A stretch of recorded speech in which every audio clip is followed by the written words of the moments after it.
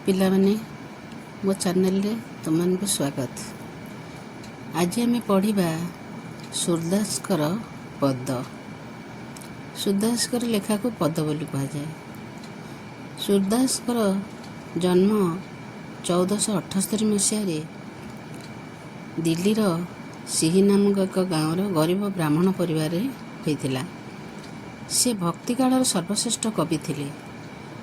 से अंध थिले किंतु परे जना पड़ला जे से जन्मरू अंध नथिले।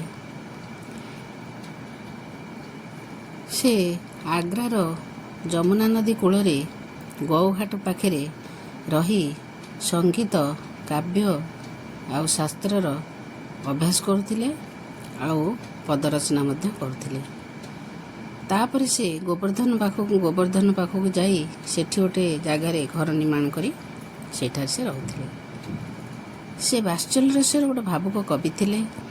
ब्रजभाषा पर तांकर पूरा अधिकार थिला। सुरसागर तांकर एक ग्रंथ जो श्रीकृष्णଙ୍କର बालीला को से सुंदर भाव वर्णना करछंती।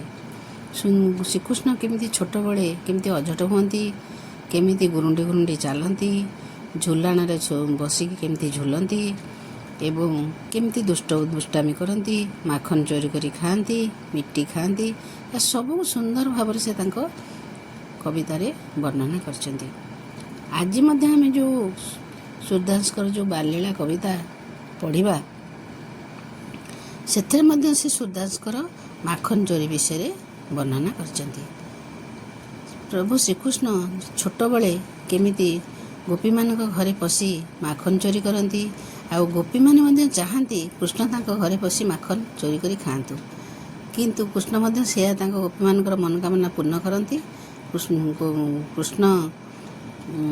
गोपी मान घरे प्रवेश करी तांकर माखन चोरी करी खाती एवं श्रीकृष्णकर ये चोरी धरा पड़ जाए एवं से माने गोपी माने ताकू नेकी जशोदा आगे अभियोग करती। यह सुंदर भाव में वर्णना करछंती कवि सूरदास।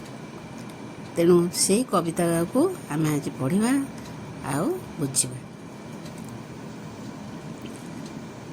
तेरो लाल मेरी माखन खायो, दोपहर दिवस जानी घर सुनी, ढूढ़ी ढंडोरी जाही आयो।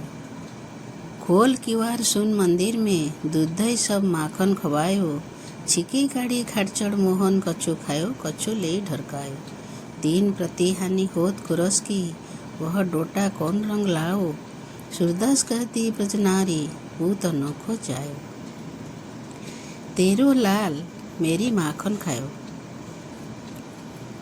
गोपियों ने यशोदा माता के पास जाकर शिकायत करते हैं, कृष्ण कैसे उनके घर में घुसकर माखन खाते हैं। वो शिकायत वो यशोदा माँ के पास करते हैं। कृष्ण कब जाते हैं गोपियों के घर? ना दोपहर को, दोपहर दिवस में दोपहर को जब घर में कोई नहीं होते हैं, जानी घर सुनी, अर्थात जब घर में कोई नहीं होते हैं वो जानकर ढूंढ कर वो घर में घुस जाते हैं। और क्या करते हैं? क्यूआर खोलते हैं। खोल क्यूआर सुन मंदिर में क्यूआर खोलते हैं और जब देखते हैं घर में कोई नहीं है, घर सुना होता है, तो दूध दही माखन सब खा जाते हैं। कुछ खाते हैं, कुछ गिरा भी देते हैं। और कैसे वो छिक्के तक पहुँचते हैं? ना खच्चड़ मोहन, खाट का अर्थ क्या थे? चारपाई जिसमें हम सोते हैं, उस पर चढ़कर कृष्ण छिक्के तक पहुंच जाते हैं। कुछ खाते हैं और कुछ गिरा देते हैं और कुछ अपने दोस्तों को भी खिलाते हैं। गोपी यशोदा के आगे शिकायत करते, दिन प्रति हानि होत गोरस की, हर दिन गोरस की हानि होती है। यह डोटा कौन रंग लायो? डोटा का अर्थ है बेटा। ये बेटा वा वो गोपी ने यशोदा के कहते हैं कि तुम्हारा ये बेटा किस मिट्टी के बने हुए हैं, वो कितना रंग बदलता है हर समय और वो विचित्र होता है। सूरदास कहती ब्रजनारी पूत अनोखो जायो।